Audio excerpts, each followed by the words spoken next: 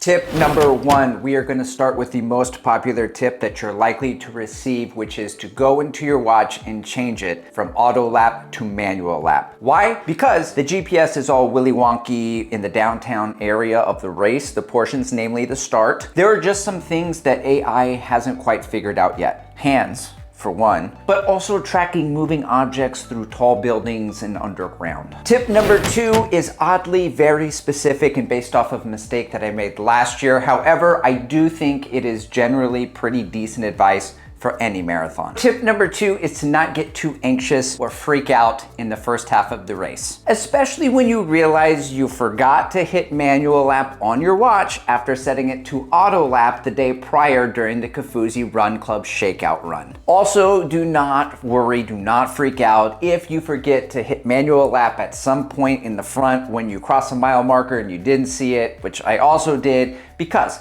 at the halfway point, 13.1, there's a clock where you go over and you can hit manual lap then, and you can see your overall time, and then you will know if you double that time, assuming that you do an even split, you would know your finishing time. Now I know mathing is a little bit difficult for some of us, but there are no letters in this equation.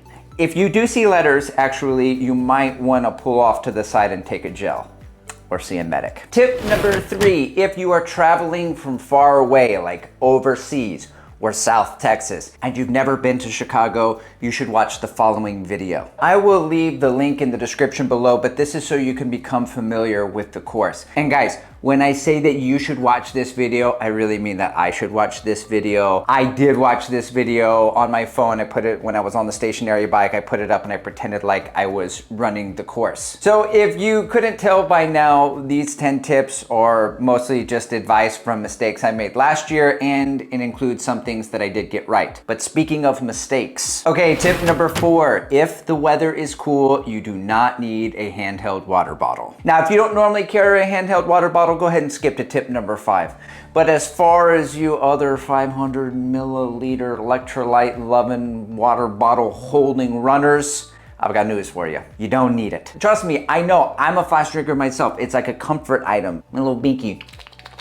Okay, I live in South Texas. We had over 75 days of 100+ degree temps this year. That being said, if it's cool, you don't need it, especially since the volunteers are like way up on the street with the Gatorade and the water, which brings me to my next tip, tip number five. Okay, tip number five, at the aid stations, do not take cups from the very first volunteers. Take them from the volunteers in the back of the lines. Here's why. Chicago, it's a world major, literally. It's a major issue. There's so many volunteers and they are all way out in the middle of the street that if you stay in the middle, you will feel like Moses, and the sea will part and all of the runners will wash off to the margins and you will be free from the tyrannic rule of Mother Egypt. Tip number six is a cautionary tale. It's only going to apply to about 0.03% of you. However, if I can save even one marathoner from this mistake in the lifetime of this video, I can retire from YouTube a successful and happy man. Tip number six is this: do not wear a jacket over your bib as you cross the start line. Yeah, those start deals, they're not x-ray machines. So if you've ever wondered what happens when you do that, I can tell you. If you're not interested, just move on to tip number seven. Here's what happens. You're not disqualified, you still get a time. Somewhere between when I started in the 5K mark, I took my jacket off, and then at the 5K marker, my chip got picked up, and the time I was given was the gun time. So the elites at the front, the gun goes off, and then they leave, and then corral A goes, and then my corral B goes. That was roughly about 8 or 9 minutes after the gun went off. So I had that tacked onto my final time. So my Garmin, according to my watch, was a 3:11:04 maybe, and my overall Chicago Marathon time was like a 3:19 something or other. Now, neither one of those times qualified me for Boston, and both of those times would have qualified me to run Chicago the next year. So while it was unfortunate, there was no great consequence and it was not really that big of a deal. Be cold, don't wear a jacket. Okay, tip number seven, start kicking sooner than you think at at the end. Do not wait to see the finish line. It'll be too late. Now, the good news about the Chicago Marathon is that they have plenty of signs out there. So they'll let you know there's a sign 800 meters until the finish, 400 meters to the finish. When you see those things, you want to start pushing. There's a little bit of a hill or an incline towards the end of the race. Just that's when you know you're getting close. Just push at that point, because by the time you see the finish line, you take a left and boom, you're there. So I don't want you to have any regrets. I want you to push, if you have anything left, sooner than you think. Okay, tip number 8, probably my least favorite tip. Not really a tip, just more of a heads up on this one. Congratulations, you finished the race. I hope you PR'd or PB'd if you're from across the pond. Now I have some not so great news for you. The distance from the finish line to the finisher area where you can reconnect with friends and family is quite the distance. It feels like a long while after just running a marathon anyway. So I hobbled most of the way, just try to save an 80th, just save a little bit for the hobble back. Okay,